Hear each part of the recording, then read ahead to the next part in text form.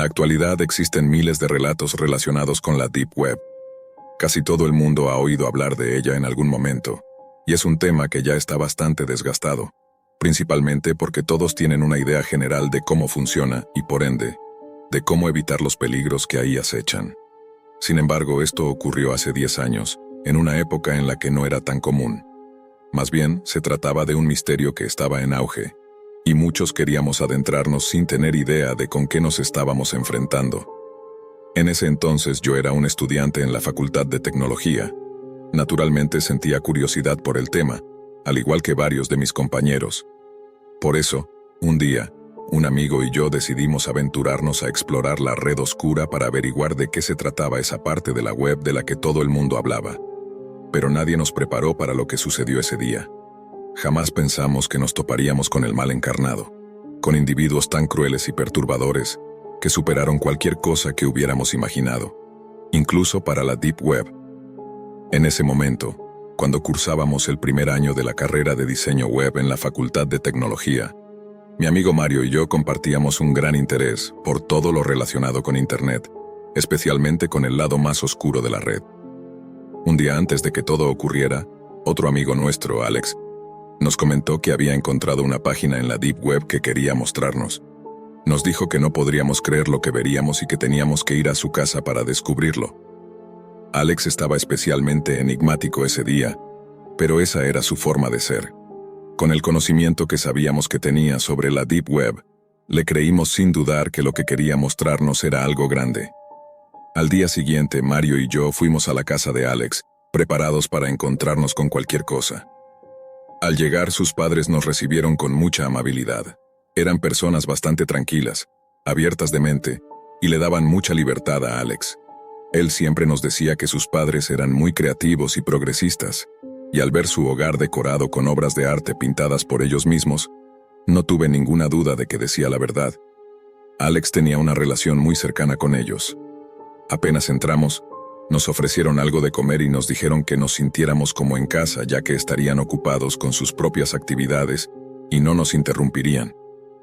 Después de disfrutar de una deliciosa pizza, subimos al cuarto de Alex, donde encendió la computadora para mostrarnos de qué se trataba todo aquello. Mientras hablábamos sobre la escuela y los exámenes que se acercaban, no pude evitar notar lo emocionado que estaba con lo que estaba a punto de hacer. Debe ser algo impresionante, pensé.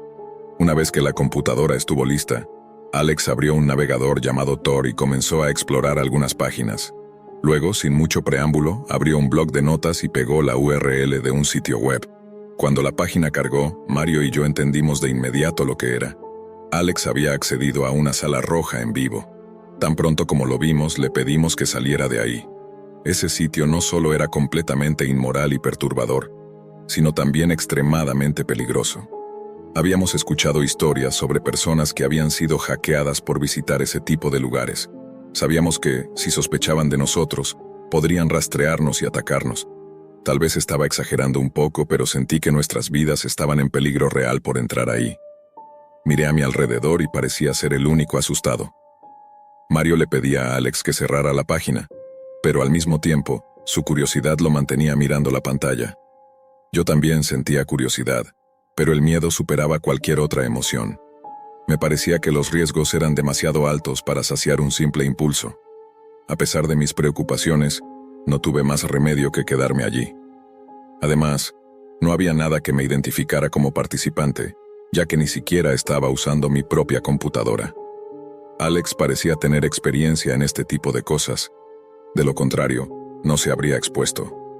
Así que nos quedamos un rato viendo la sala roja sin interactuar ni participar. Sin embargo, lo que vimos en esa pantalla marcó mi vida para siempre. No sé cómo explicarles lo horrendo y aterrador de lo que ocurrió, pero intentaré resumirlo. En la pantalla apareció un hombre vestido con un traje de cuero negro que cubría todo su cuerpo, incluso su rostro. Este individuo estaba torturando de manera atroz a una mujer de mediana edad que se encontraba atada a una silla. Después de torturarla, tomó una cuerda gruesa y resistente y la apretó alrededor de su cuello. En ese momento supe lo que iba a suceder, así que aparté la mirada. No quería presenciar el asesinato de una persona inocente, pero cuando giré mi rostro, vi a Alex y a Mario observando la escena casi fascinados, Parecía divertirles lo que ocurría. ¿Terminó?, pregunté temblando. No, aún no. Vuelve a mirar, respondió Alex como si todo fuera normal. En el chat de la sala, los mensajes de los espectadores eran absurdamente casuales, con preguntas del tipo, ¿cómo estuvo tu día?, y comentarios que parecían completamente normales. Era como si lo que acabábamos de presenciar fuera algo cotidiano y aceptado. Debo aclarar que lo que vimos no era un montaje ni una película. Era real, absolutamente real. Sin embargo, estas personas parecían tan habituadas a lo que ocurría que no mostraron la menor emoción. Yo, en cambio, estaba completamente en shock. Mi corazón latía a toda velocidad, mis manos temblaban, y un sudor frío resbalaba por mi rostro.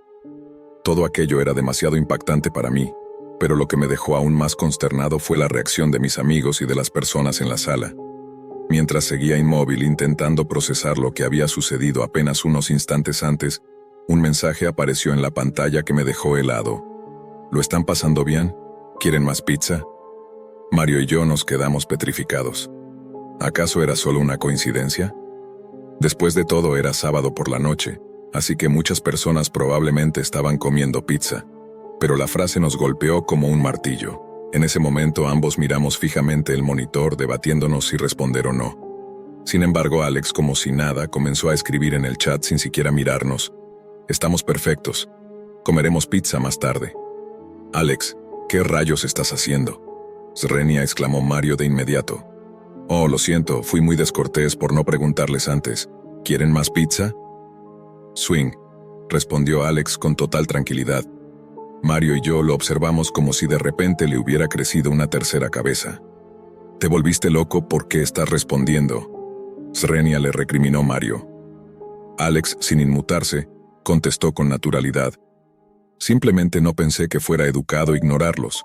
Después de todo, nos prepararon pizza, incluso estando tan ocupados. ¿De qué estás hablando?, Srenia, le pregunté confuso. De mis padres, los que están en la sala roja, respondió Alex con una calma que me dejó helado. Lo miré fijamente, convencido de que era una broma. Sin embargo, su expresión era completamente seria. ¿Estás bien, Alex?, Srenia, le pregunté con el corazón en un puño. Me siento perfecto, respondió. Todo salió perfecto. ¿Pensaron que los invité a ver una sala roja cualquiera? Number, eso podrían haberlo hecho desde sus propias casas. Los traje aquí porque necesitaba voluntarios. Necesitábamos personas para participar en el juego. Me quedé atónito. No podía creer lo que estaba escuchando. Esperaba que en cualquier momento estallara en carcajadas y nos dijera que todo era una broma estúpida, pero no lo hizo. Durante casi un minuto lo miré, esperando, pero la broma nunca llegó. Mario reaccionó primero. Amigo, no sé qué tipo de broma psicótica es esta, pero no estoy para juegos.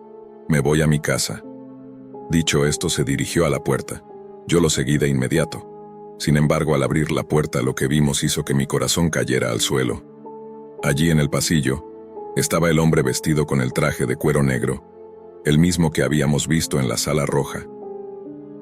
Mario y yo nos quedamos paralizados, incapaces de movernos mientras el hombre nos miraba y pronunciaba unas palabras que nunca olvidaré.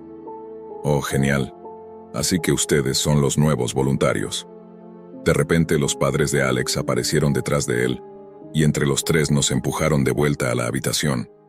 Después de eso mi memoria se torna borrosa. Solo recuerdo al hombre de negro acercándose rápidamente hacia mí con un pañuelo en la mano, presionándolo contra mi rostro. Todo se volvió oscuro.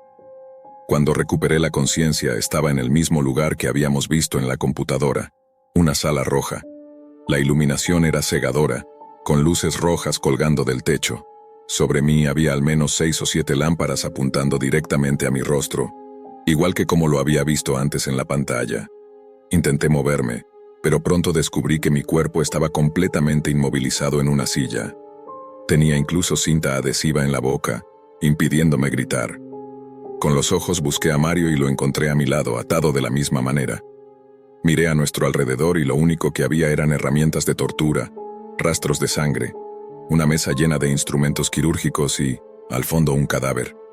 Era el cuerpo sin cabeza de la mujer que habíamos visto antes en el monitor. El horror de todo aquello me sobrepasó. Giré mi cabeza rápidamente, intentando apartar la vista de ese cuerpo. Entonces noté unas escaleras al fondo del sótano. Reconocí el lugar. Todavía estábamos en la casa de Alex. Antes de que pudiera pensar en un plan, el hombre de negro apareció con un enorme cuchillo en la mano. Frente a nosotros había una cámara, y él se aseguró de no bloquearla mientras avanzaba hacia nosotros. Cuando llegó a mi lado, pasó el filo del cuchillo rozando mi cuello. El nivel de terror que sentí en ese momento es indescriptible. Saber que estaba completamente inmovilizado, a merced de un sádico, me dejó sin aire. El hombre repitió el gesto con Mario, quien rompió a llorar al instante. Entre lágrimas y desesperación, Mario trató de liberarse de su silla, pero el hombre lo ignoró y se retiró por un momento. Regresó sosteniendo un teléfono celular con una pantalla que mostraba una votación finalizada. Mientras tratábamos de entender qué significaba aquello, él dejó el teléfono sobre la mesa y, sin previo aviso, corrió hacia Mario con el cuchillo en alto. Antes de que pudiera reaccionar, comenzó a apuñalarlo una y otra vez, con una rapidez y brutalidad que me dejó petrificado. En cuestión de segundos, ya lo había apuñalado más de 10 veces, y no parecía tener intención de detenerse. Con la boca cubierta e incapaz de gritar, Mario no dejó de llorar mientras sufría la furia despiadada de aquel asesino. Era evidente que este sería su final. La imagen de ese momento es algo que me perseguirá por el resto de mis días. Y no solo me refiero a la figura de ese hombre diabólico enterrando una y otra vez su cuchillo en el cuerpo de mi amigo, sino también a la expresión en el rostro de Mario, especialmente sus ojos. Antes de morir, Mario me miró. Sus ojos estaban llenos de lágrimas, reflejaban confusión. No entendía por qué estaba ocurriendo aquello. No entendía por qué alguien lo estaba apuñalando en un sótano mientras otros simplemente observaban. Eran los ojos de una persona que solo deseaba estar en casa, abrazando a su perro o charlando con sus amigos. Eran ojos que querían seguir viviendo, pero que ya sabían que eso no iba a suceder. De repente, esos ojos se apagaron, y Mario dejó de estar con vida. Lo observé paralizado hasta que sentí nuevamente algo en mi rostro. Era el mismo pañuelo de antes, con ese olor penetrante. Una vez más me desmayé. Cuando desperté, me encontraba tirado en la calle, a pocos metros de mi casa. Era de día y me levanté tambaleándome, completamente desorientado. Caminé automáticamente hacia la puerta de mi hogar y toqué el timbre repetidas veces hasta que mi madre abrió. Me abrazó al instante, horrorizada, preguntándome qué había ocurrido al ver mi estado. Poco a poco empecé a sentirme mejor y por un breve instante pensé que todo había sido una horrible pesadilla, pero pronto comprendí que no lo era, especialmente cuando vi la expresión de mi madre. Miraba mi cuello con terror y comenzó a preguntarme qué era esa herida que tenía allí. Aún aturdido, caminé hasta un espejo. Allí estaba, el pequeño corte que el hombre de negro había hecho con su cuchillo. En ese momento, los recuerdos de lo sucedido volvieron a mi mente con toda su crudeza, golpeándome como una avalancha. Comencé a llorar de manera incontrolable, desconsolado. Recuerdo haber llorado durante horas, recostado en el regazo de mi madre, antes de poder contarle lo que había pasado. Llamamos a la policía, y les narré todo lo que había vivido. Sin embargo, cuando llegaron a la casa de Alex, no encontraron a nadie. Por lo visto, había estado inconsciente durante varias horas, tiempo suficiente para que ellos recogieran sus cosas y desaparecieran sin dejar rastro. Nunca volví a saber nada de ellos. La única razón por la que las autoridades consideraron a Mario como fallecido fue por mi testimonio, ya que hasta el día de hoy, su cuerpo nunca ha sido encontrado. Sin embargo, lograron recuperar el video de lo ocurrido en la Deep Web. Descubrí entonces que la única razón por la que sigo vivo, y Mario no, es porque las personas que estaban en la sala votaron para que él fuera la víctima esa noche. Durante la investigación, los agentes revisaron los mensajes en el chat de la sala y concluyeron que probablemente todo era parte de un macabro juego. Según los mensajes, a mí me habían salvado por el momento, pero solo para ser perseguido en algún momento en el futuro y completar el reto de esa noche. Hasta el día de hoy, Alex y su familia de psicópatas siguen sin ser encontrados. Ni siquiera estoy seguro de si esas personas realmente eran sus padres. Lo único que sé es que vivo con miedo constante, porque no tengo forma de saber si algún día vendrán por mí de nuevo. Ese mismo año dejé la carrera y me mudé a otra ciudad con mis padres. Apenas toco una computadora, y mi teléfono celular está protegido con todas las medidas de seguridad posibles para evitar ser rastreado, al igual que los de mis padres. Sin embargo, siento que una parte de mí murió junto a Mario esa noche. Desde entonces, no recuerdo un solo día en el que haya sido completamente feliz. La sombra de lo que ocurrió me persigue constantemente. Es algo con lo que he aprendido a vivir, aunque sea un peso insoportable. Lo más aterrador es saber que aquellos que acabaron con la vida de Mario y destruyeron la mía, probablemente sigan libres, haciendo lo mismo con otras personas. Cuando desperté aquella mañana, todo apuntaba a que sería un día como cualquier otro, pero no lo era. Este sería el día que transformaría mi vida para siempre. Durante los meses previos a este evento, estuve luchando por conseguir cada centavo posible.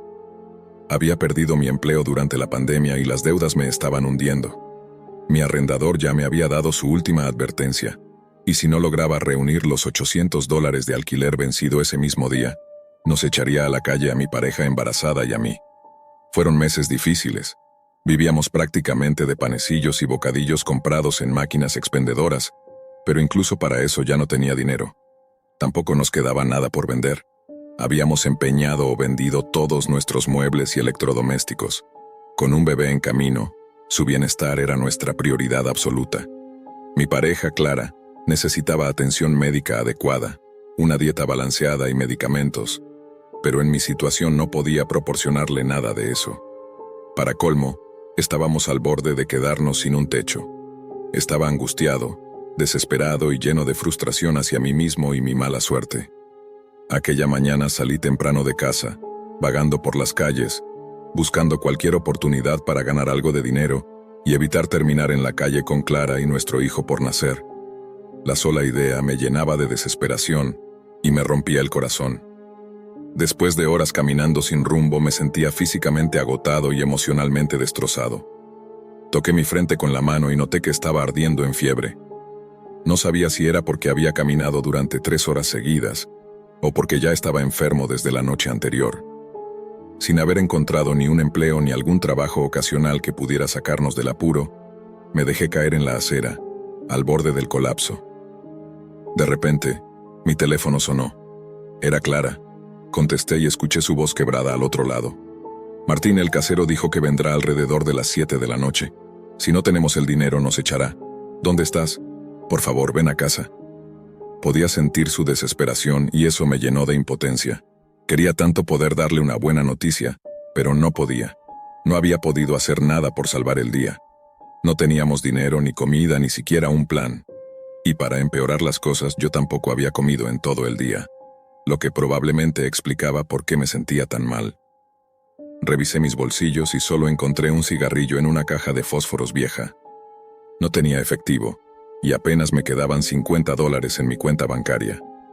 Con un suspiro de desesperanza, me desplomé y perdí la conciencia. No recuerdo exactamente cuándo ocurrió, pero cuando abrí los ojos nuevamente, estaba tendido en la misma acera, ahora acompañado por un par de bolsas de basura a mi lado. Miré mi teléfono rápidamente. Eran las 6 de la tarde. Solo faltaba 1 hora para que el casero nos expulsara, y la imagen de Clara embarazada vagando por las calles como una indigente me desgarraba el alma. Un dolor punzante atravesó mi cabeza. Sentí náuseas y vomité justo allí. De alguna manera logré levantarme y fui en busca de agua. Caminé hasta un restaurante de comida rápida cercano. Me metí en el baño y bebí toda el agua que pude del grifo. Era lo único que podía hacer para intentar calmar el hambre. Mientras tanto, mi teléfono seguía sonando con llamadas de Clara. No las respondí. ¿Qué podía decirle? No tenía dinero, comida ni trabajo. Después de lavarme la cara, mis ojos se fijaron en una botella rota en el suelo. Mi desesperación llegó a tal punto que pensé que la única salida era terminar con todo. Rompí la botella para obtener un pedazo de vidrio afilado y consideré hacerme un corte profundo en las venas. Pensé que con eso todo mi sufrimiento desaparecería, junto con mi existencia inútil. Me senté en un callejón oscuro y encendí el último cigarrillo que tenía. Sería el último de mi vida. Cuando lo termine acabaré con esto, pensé. Pero entonces un pensamiento me sacudió. ¿Qué pasará con Clara? ¿Cómo sobrevivirá sin mí? ¿Y nuestro bebé? ¿Qué clase de vida tendría? No podía condenarlos a esa existencia. Caí de rodillas en la acera, con la frente contra el suelo, llorando de manera desgarradora. No creía en Dios, pero aún así me encontré suplicando en silencio por un milagro. Fue entonces cuando recordé algo. Durante mi adolescencia, había explorado la Deep Web por curiosidad. Sabía que en ese lugar oscuro se podía encontrar de todo, incluso soluciones rápidas, aunque estuvieran lejos de la legalidad. Aún tenía el navegador Tor en mi teléfono, aunque llevaba años sin usarlo. Sin nada que perder lo abrí. Me sumergí nuevamente en ese mundo oscuro, sin saber exactamente qué buscaba, pero con la sensación de que allí podría encontrar una salida.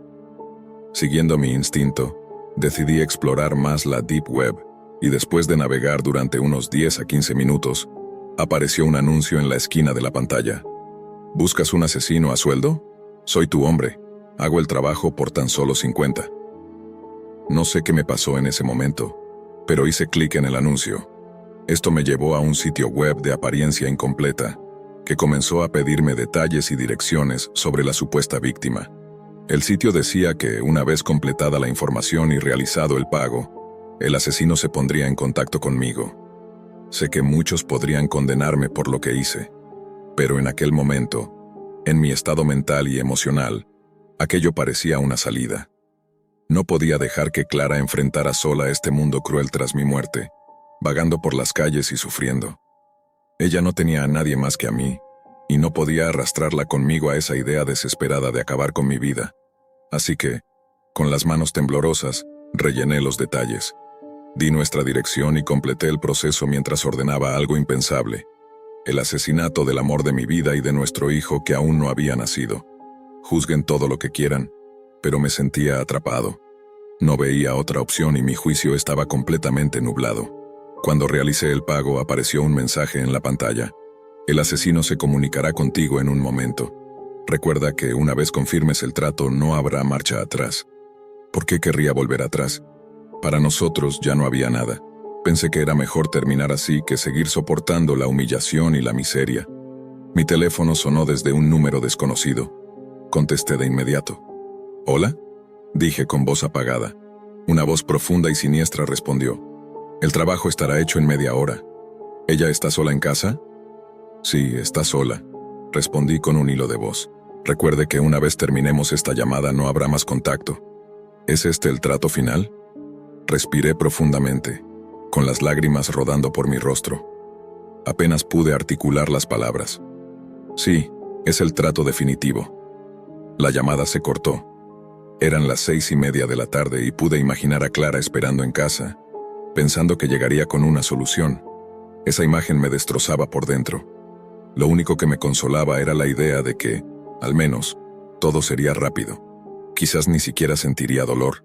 Puse la colilla del cigarrillo en el suelo sucio y recogí el vidrio roto para acabar con mi vida. Estaba dispuesto a irme de este mundo cuando mi teléfono volvió a sonar. Esta vez no era Clara ni el asesino. Era una llamada del banco. Contesté sin energía. ¿Hola? Una voz femenina y profesional respondió desde el otro lado. Señor Martín, nos complace informarle que ha sido el ganador de nuestro sorteo mensual. Felicidades. El dinero será acreditado en su cuenta en unas horas. Mi corazón dio un vuelco. ¿Cuánto dinero es? Pregunté incrédulo. $1000, respondió la agente. La llamada terminó, y los vidrios rotos cayeron de mi mano. $1000, lo logramos. Salté de alegría, no podía creerlo. Miré al cielo y grité: los milagros existen. Gracias, Dios. Pero mi euforia se desmoronó al recordar lo que acababa de hacer. Miré el reloj. Eran las 6:45. El asesino estaba en camino. Corrí como nunca antes. Mi mente era un torbellino. Primero no tenía dinero para mantener a mi familia, y ahora, con el dinero en la cuenta, había puesto en peligro sus vidas. Era una broma macabra del destino y todo era mi culpa. Tropecé varias veces mientras esquivaba a las personas en la calle. Algunos me empujaron con enojo, pero no me importaba. Solo tenía que llegar antes de que el reloj marcara las 7. Mi cuerpo estaba empapado en sudor y mi corazón parecía que iba a estallar en cualquier momento. Cuando llegué a la calle de nuestra casa, tropecé con una roca y caí al suelo. Mi tobillo se torció y el dolor me atravesó como un rayo. Pero justo entonces escuché un disparo. Un grito desgarrador vino de nuestra casa. Miré al reloj. Eran las 7 en punto. Desde mi posición en el suelo, vi a un hombre con una sudadera negra y capucha salir corriendo del porche.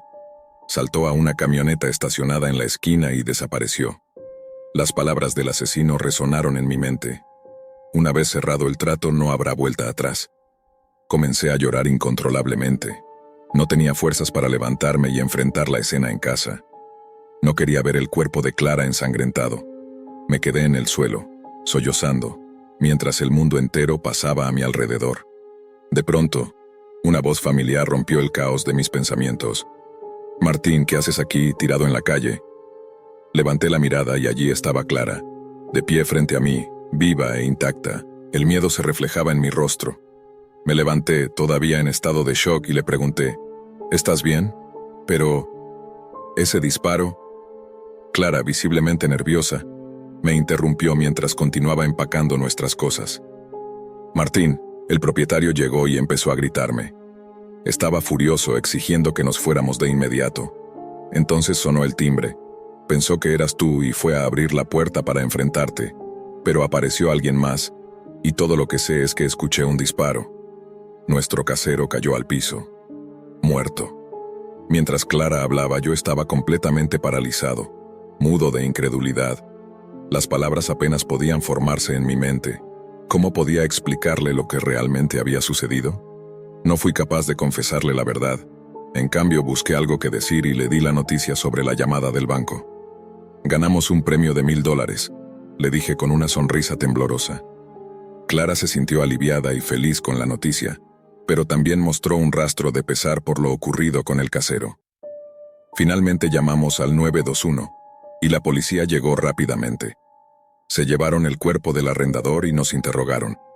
Por supuesto, no mencioné ni una sola palabra sobre el sicario. Aunque sentí alivio de que Clara estuviera viva, no podía ignorar lo aterrador de la situación. Si el propietario no hubiera abierto la puerta, todo habría sido completamente diferente. El pensamiento de lo que pudo haber ocurrido me helaba la sangre. Al mismo tiempo, me consumía la culpa por lo que había hecho. Había contratado a un asesino, había puesto en peligro a mi familia, y alguien había muerto por mi decisión. Aquel evento marcó un antes y un después en mi vida. Me di cuenta de hasta qué punto la desesperación puede empujar a una persona a hacer lo impensable. No justifico lo que hice. Sé que fue cobarde y terrible. Cargo con ese peso todos los días de mi vida. Hoy nuestra situación es completamente distinta. Tenemos una casa propia, conseguí un empleo estable, y he podido sacar adelante a mi familia. No nos falta nada, ni a nosotros ni a nuestra pequeña Eva, que ha llenado nuestras vidas de alegría.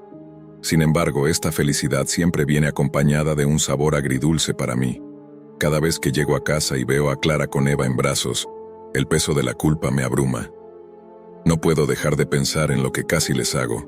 Es como una espina que llevo clavada en el corazón, una que nunca se irá. Este es un oscuro secreto que pretendo llevarme a la tumba. Simplemente no puedo decirle a Clara la verdad. Le rompería el corazón. Estoy seguro de que jamás me lo perdonaría y probablemente yo tampoco. A pesar de que nuestra vida ha mejorado en todos los aspectos materiales, no hay un solo día en el que no me despierte sobresaltado recordando aquel disparo. En mis sueños la escena se repite una y otra vez. A veces es Clara quien abre la puerta, y otras veces es nuestra pequeña Eva quien corre a recibir al extraño. Siempre despierto sudando frío, con el corazón a punto de estallar. Intento calmarme mirando a Clara dormir plácidamente a mi lado, pero la culpa es un monstruo que no descansa, que susurra en mi oído incluso en los momentos de mayor paz. He intentado convencerme de que lo importante es el presente, que tengo una familia feliz, un hogar cálido, y que he logrado construir algo bueno después de haber tocado fondo. Pero no puedo evitar sentir que todo esto está cimentado sobre el sacrificio de una vida. Mark, nuestro arrendador, no era un hombre amable ni justo, pero no merecía morir. Y aunque el destino intervino y salvó a Clara y a Eva, sé que soy responsable de lo ocurrido. A veces me pregunto si debería confesar todo, si debería liberar esta carga y enfrentar las consecuencias. Pero cada vez que considero esa opción, imagino la expresión de horror en el rostro de Clara al descubrir lo que hice. Ella nunca podría entender el estado de desesperación que me llevó a tomar esa decisión. Incluso si me perdonara, no quiero que me vea como el hombre que estuvo dispuesto a poner en peligro su vida y la de nuestra hija. No puedo arriesgar lo que tenemos ahora. Por eso, he decidido centrar toda mi energía en asegurarles el mejor futuro posible. Trabajo duro todos los días, ahorro cada centavo y trato de ser el mejor padre y compañero que puedo ser. Tal vez en algún lugar del universo, eso compense lo que hice. Tal vez si dedico mi vida a hacer el bien, pueda redimirme, aunque nunca me perdone completamente. Sin embargo, en las noches más oscuras, cuando el silencio de la casa se convierte en un espejo de mis pensamientos, no puedo evitar preguntarme, ¿realmente merezco esta segunda oportunidad? ¿O mi felicidad es simplemente el recordatorio de una deuda que nunca podré saldar? No sé si alguna vez encontraré la respuesta, pero hasta entonces seguiré adelante, fingiendo que todo está bien, porque lo que importa ahora no soy yo. Lo único que importa es mi familia, y haré todo lo que esté en mi poder para protegerlos, aunque el peso de mi secreto me hunda más cada día. Ese día regresé de la escuela como de costumbre. Soy una chica algo reservada, sin una vida social activa ni demasiados amigos. Como de costumbre, al volver a casa compré algunos aperitivos en el camino. Apenas crucé la puerta, dejé mi mochila a un lado y subí directamente a mi cuarto para sumergirme viendo anime hasta que cayó la noche. Estaba tan concentrada en lo que sucedía en la pantalla, que no me percaté de que ya había oscurecido.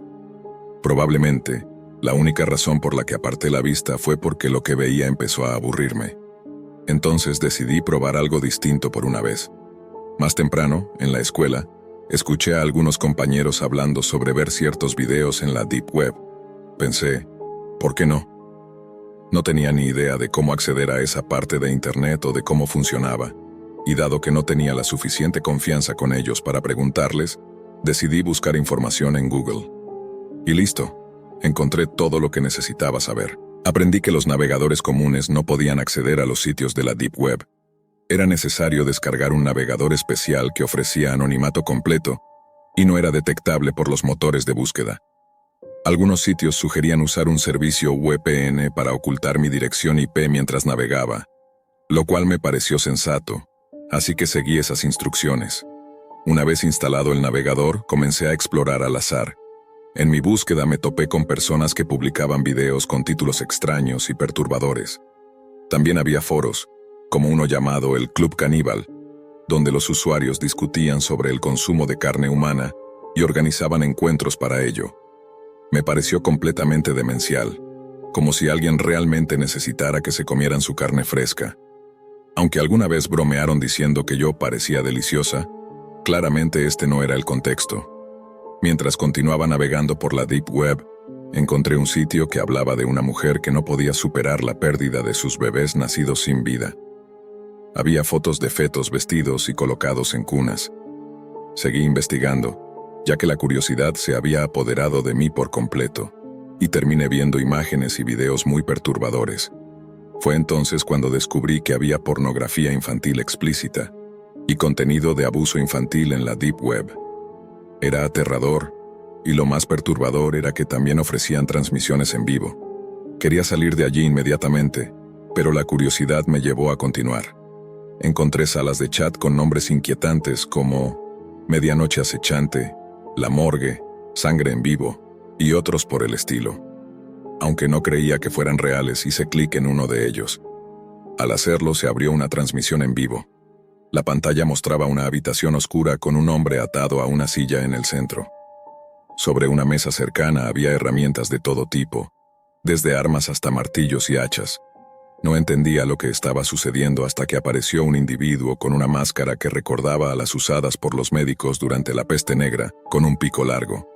En su mano sostenía un cuchillo manchado de sangre. Observé con atención y noté que el hombre atado estaba herido y sangrando. Sus muñecas tenían cortes profundos y la sangre formaba pequeños charcos a su alrededor. ¿Debería acabar con él?, preguntó el hombre enmascarado con una voz extraña, probablemente modificada para sonar más grave. Me preguntaba si aquello era una especie de espectáculo. Miré la sección de comentarios y la mayoría exigía que lo matara, sugiriendo métodos brutales como dispararle en la cabeza o arrojarle agua hirviendo. Sin embargo, la opción más popular era usar el hacha. No podía entender cómo alguien podía disfrutar viendo torturar a otro ser humano. Había más de 3.000 personas viendo la transmisión en vivo, pero parecía que la única angustiada era yo. En ese momento, el hombre de la máscara levantó el hacha y la descargó sobre la cabeza de la víctima, atrapándola allí. De la herida brotó un chorro de sangre. Aunque el hombre parecía ya muerto, el agresor continuó golpeándolo frenéticamente. El sonido de los gritos, el impacto del hacha contra la carne y la brutalidad de la escena eran aterradores. Aunque mi mente me rogaba que cerrara la transmisión, mi cuerpo estaba paralizado. Estaba en shock, incapaz de moverme. Cuando finalmente reaccioné, cerré la ventana, pero el daño ya estaba hecho. Lo peor fue que al intentar salir, el navegador me redirigió a otra página llena de videos igual de perturbadores. Eran como capítulos de una serie macabra, organizados en filas de 4 o 5. El contenido era tan aterrador que ya no quise seguir explorando. Al final, cometí la completa estupidez de seguir explorando. Cuando llegué al final de la página, me encontré con algo que me heló la sangre. Una cara conocida en uno de los videos de la última fila. Era el hombre cuyo asesinato acababa de presenciar. La primera imagen lo mostraba mirando directamente a la cámara, con un aspecto completamente normal. Después aparecían fotos de él caminando por la calle, luego durmiendo y finalmente, el video de su muerte que acababa de ver. Este había sido subido hacía solo unos momentos. Mientras miraba atónita, noté que una nueva fila de imágenes se había generado debajo. La primera foto mostraba algo aterrador. Era yo frente a mi cámara web, con la misma ropa que llevaba puesta en ese momento. El pánico se apoderó de mí, di un salto hacia atrás y casi caigo. Respirando agitadamente, me acerqué de nuevo a la computadora y presioné sobre la imagen.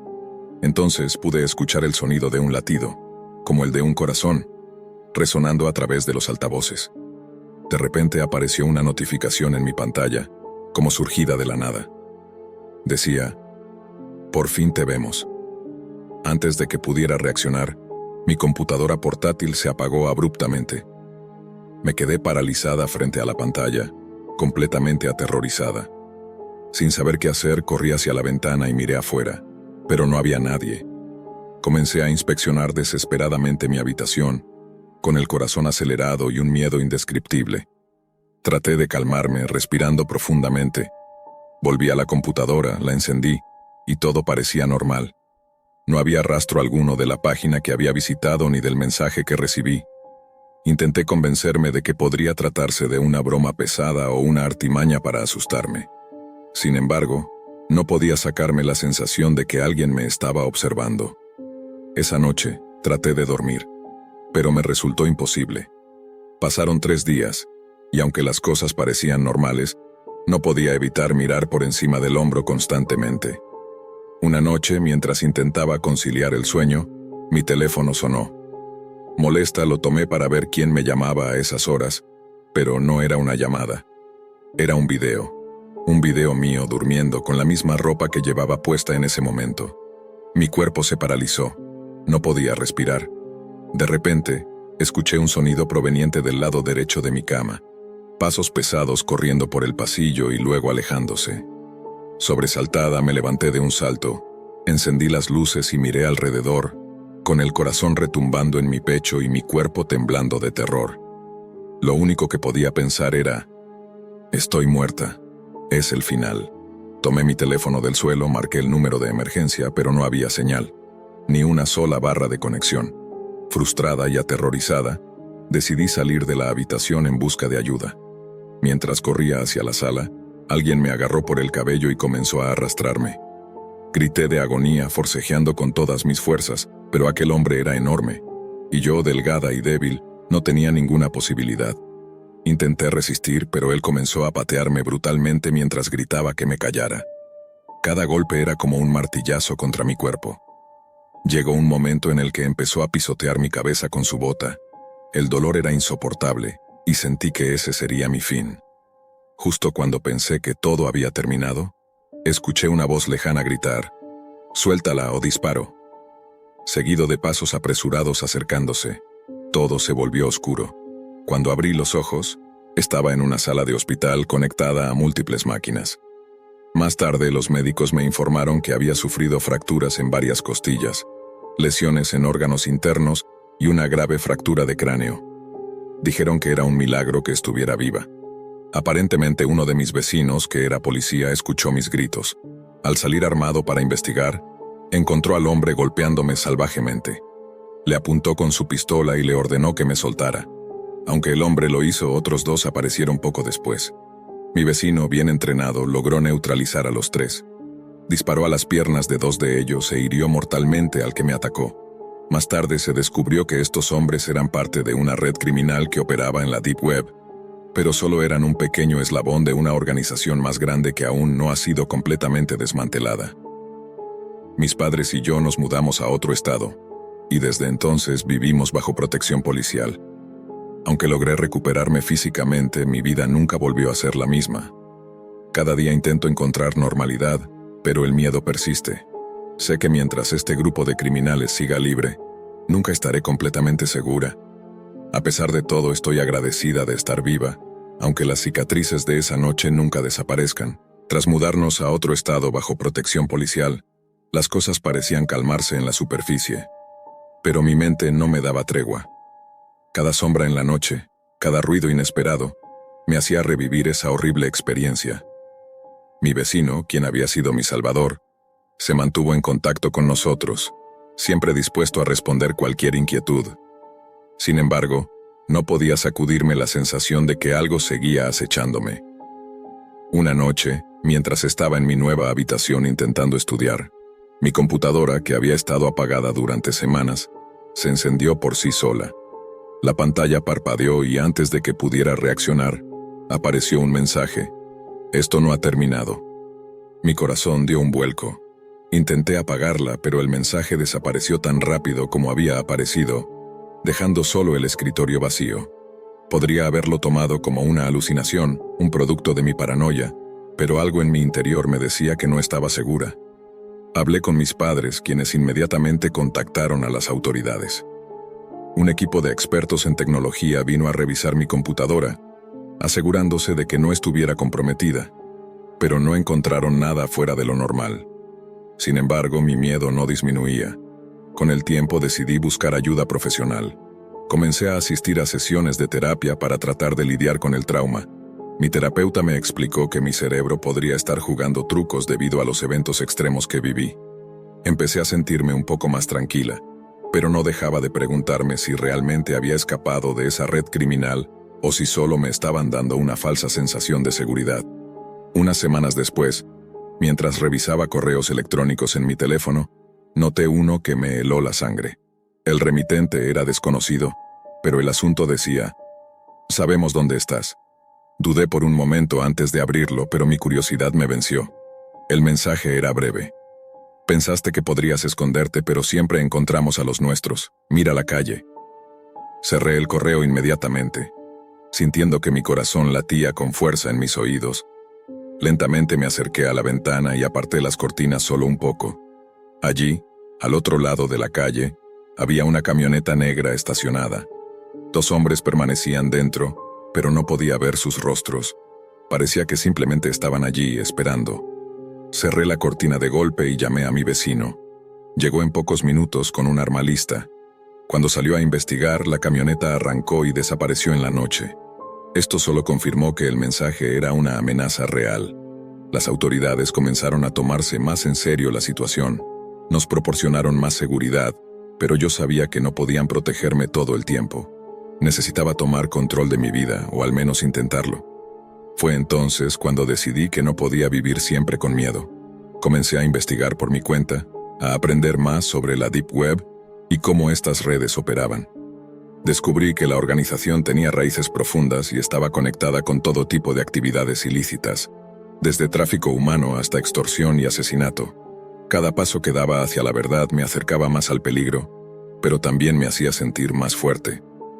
Un día, mientras navegaba con herramientas más seguras, encontré un foro que hablaba sobre el fin del laberinto, un supuesto grupo que trabajaba para exponer a estas redes. No sabía si confiar o no, pero estaba desesperada por cualquier ayuda. Me registré bajo un alias y contacté a alguien llamado Halcón, quien afirmaba haber desmantelado partes de la organización. Le conté mi historia y aunque al principio fue escéptico, aceptó ayudarme. Me pidió pruebas, datos sobre los atacantes que fueron arrestados y cualquier detalle que pudiera recordar de esa noche. Aunque no me dio muchas esperanzas, aseguró que investigaría. Pasaron semanas sin respuesta hasta que un día recibí un correo con un archivo adjunto. Era un informe detallado que conectaba a mis atacantes con una red más grande. Entre los nombres mencionados uno destacaba: El Cuervo. Este individuo era conocido por liderar transmisiones en vivo en la Deep Web, y su firma era la máscara con pico que usó el hombre aquella noche. Mi sangre se heló al leer su nombre, pero también sentí una chispa de determinación. Tal vez con esta información podría ayudar a desmantelar a toda la organización. No sabía en qué me estaba metiendo, pero una cosa era clara. Ya no era la misma chica asustada que se paralizó frente a una pantalla. Ahora estaba dispuesta a enfrentar a quienes intentaron destruir mi vida, cueste lo que cueste. Cuando miro hacia atrás y reflexiono, parece increíble que todo comenzara con una inocente exploración de la Deep Web. A veces desearía poder regresar el tiempo para cambiar las decisiones que tomé. Una tarde mi amigo Lucas y yo, motivados solo por nuestra curiosidad y una guía de dudosa procedencia adquirida en Internet, terminamos encontrando un sitio en la web oscura. Al principio, parecía inofensivo. Un espacio donde las personas compartían secretos, misterios sin resolver y alguna que otra teoría conspirativa. Era fascinante, como si hubiéramos descubierto un mundo oculto. Por supuesto, también decidimos participar activamente en las conversaciones.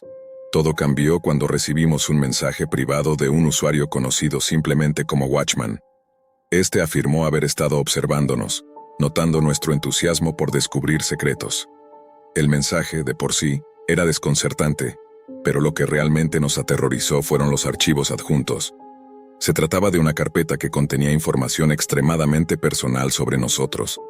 Fotos y videos íntimos, nombres e incluso conversaciones privadas. Era información que nadie debería tener, y no entendíamos cómo había logrado obtenerla. El mensaje era claro. Estábamos siendo chantajeados.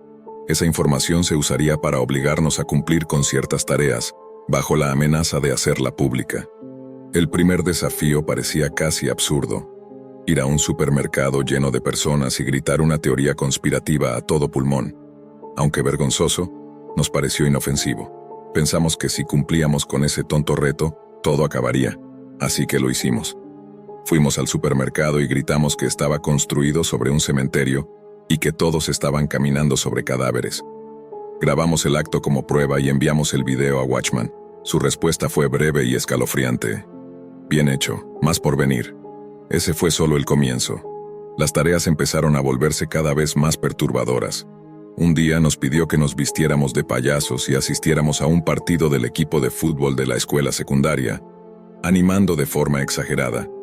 Aunque podría haber sido divertido en otras circunstancias, bajo chantaje fue humillante.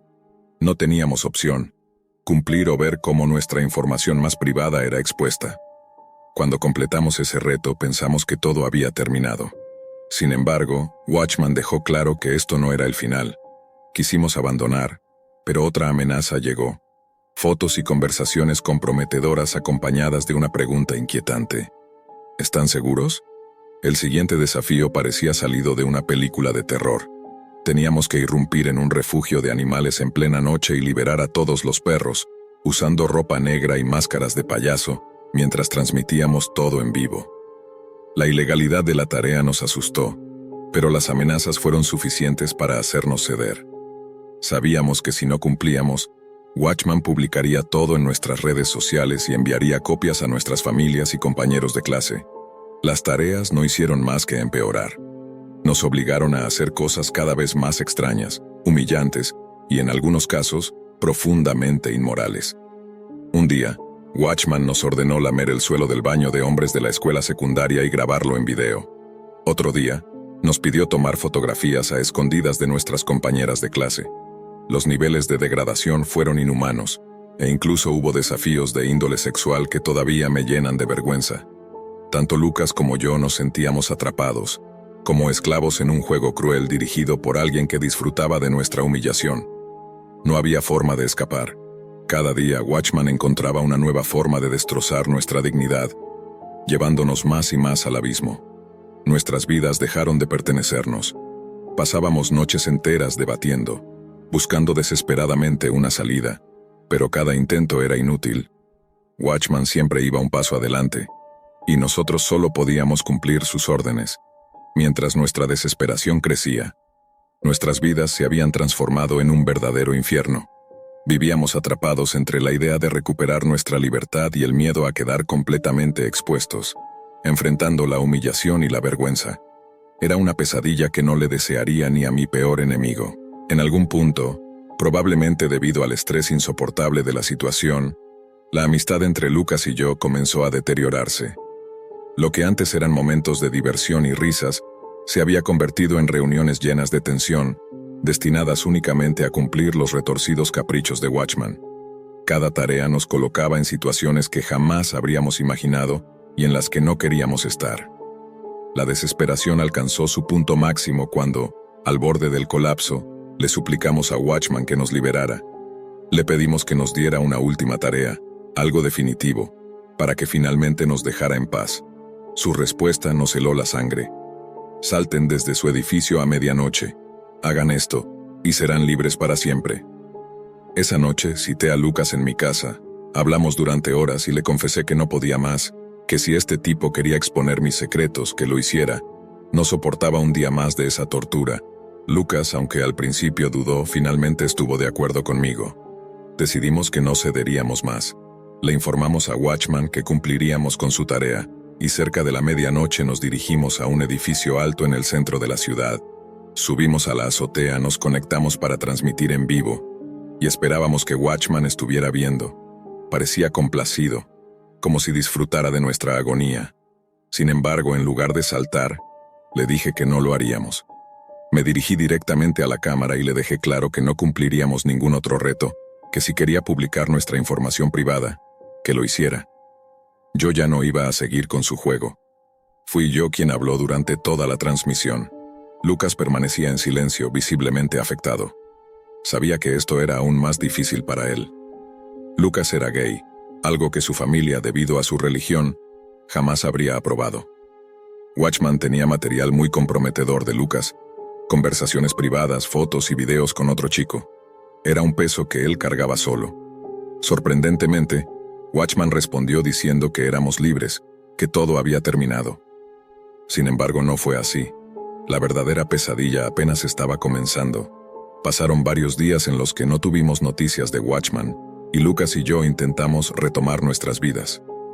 Parecía que todo volvía a la normalidad, pero algo cambió. Noté que Lucas se comportaba de forma extraña. Estaba distante, callado, retraído. Cuando lo invitaba a mi casa para jugar videojuegos o simplemente pasar el rato, siempre encontraba alguna excusa para no venir. Su aislamiento fue tan evidente que eventualmente dejé de insistir. Cerca de un mes después de nuestra última interacción con Watchman, sucedió lo impensable. Era lunes por la mañana, y mientras me preparaba para ir a la escuela, mis padres entraron en mi habitación con una expresión extraña. Mi madre, visiblemente afectada, me dijo que necesitaba hablar conmigo. Me contó que Lucas se había quitado la vida al saltar desde la azotea de un edificio de 5 pisos. Era el mismo edificio donde habíamos estado aquella noche. Sentí que el mundo se detenía. No podía creer lo que estaba escuchando. Minutos después, recibí un mensaje en mi teléfono. Era de Watchman y decía: «Felicidades, ahora oficialmente ambos son libres». Lucas fue muy valiente al asumir la tarea por los dos. Parece que no estaba tan listo como tú para revelar su pequeño secreto, pero fue honorable al cumplir el último desafío. Ahora es libre y sus secretos, al igual que los tuyos, estarán a salvo conmigo para siempre. Ese fue el trato, y soy un hombre de palabra. Adiós, Adam. Disfruta de tu libertad. Fue la última vez que supe algo de ese psicópata. Estaba completamente destrozado. No podía comprender cómo Lucas había decidido seguir con ese absurdo chantaje, cargando en silencio con un peso tan insoportable. Sentía una culpa indescriptible al darme cuenta de que, Durante todo ese tiempo, él había continuado siendo víctima de Watchman solo, mientras yo pensaba que todo había terminado. La muerte de Lucas es una herida que jamás cerrará. Él fue mi mejor amigo desde que estábamos en el jardín de infancia. Era como un hermano para mí. No estaba preparado para perderlo, y mucho menos de esa manera. Nunca denuncié lo sucedido, ni hablé del tema con nadie. No sé si fue la decisión correcta, pero sentí que no podía volver a cruzarme con Watchman. Además, cualquier acción podría haber expuesto aquello que Lucas dio su vida por proteger. No sería yo quien traicionara su última voluntad, por absurda que me pareciera. Tras la muerte de Lucas, todo cambió para mí. La culpa me consumía cada día, y aunque intentaba convencerme de que no era mi culpa, no podía evitar sentir que lo había abandonado en el momento en que más me necesitaba. La escuela, los amigos e incluso mi propia familia comenzaron a sentirse como un mundo aparte, uno al que ya no pertenecía. A menudo pensaba en nuestras conversaciones, en cómo Lucas siempre había sido la persona que me levantaba cuando estaba mal. Pero cuando él más lo necesitó, yo no estuve ahí. A veces me preguntaba si Watchman realmente había desaparecido, o si simplemente estaba esperando, acechando en las sombras, para regresar en el momento más inesperado. Esa posibilidad no me dejaba dormir por las noches. Cada vez que mi teléfono sonaba, un escalofrío recorría mi cuerpo, temiendo que fuera otro mensaje de él. Sin embargo, los días se convirtieron en semanas, y los mensajes nunca llegaron. A pesar de ello, la paranoia se había instalado en mi vida. La única forma que encontré para lidiar con todo fue escribir. Cada noche llenaba páginas con recuerdos, reflexiones, e incluso con las tareas que nos había impuesto Watchman. Era mi forma de mantenerme cuerdo, de sacar algo de todo lo que había sucedido. Pero a medida que escribía, me di cuenta de que mi historia y la de Lucas no eran únicas. Comencé a investigar y descubrí que había otros casos similares, personas que habían sido víctimas de chantajes en la Deep Web. Algunos lograron salir, otros no tuvieron tanta suerte. En uno de esos foros, encontré un hilo que hablaba sobre un usuario con el mismo modus operandi que Watchman. Las descripciones encajaban perfectamente. Las amenazas, las tareas, la manipulación psicológica. Descubrí que, aunque muchos habían intentado rastrearlo, nadie lo había logrado. Era como si este hombre fuera un fantasma, moviéndose entre las sombras del Internet, dejando un rastro de destrucción a su paso. Fue entonces cuando decidí que no podía quedarme callado. Si nadie iba a detenerlo, al menos quería que el mundo supiera lo que había sucedido. Empecé a recopilar todo lo que tenía, capturas de pantalla, mensajes, e incluso los videos de las tareas que nos obligó a realizar. Era peligroso, lo sabía, pero sentí que le debía eso a Lucas, a su memoria y a las demás personas que podrían estar siendo víctimas de Watchman en ese momento.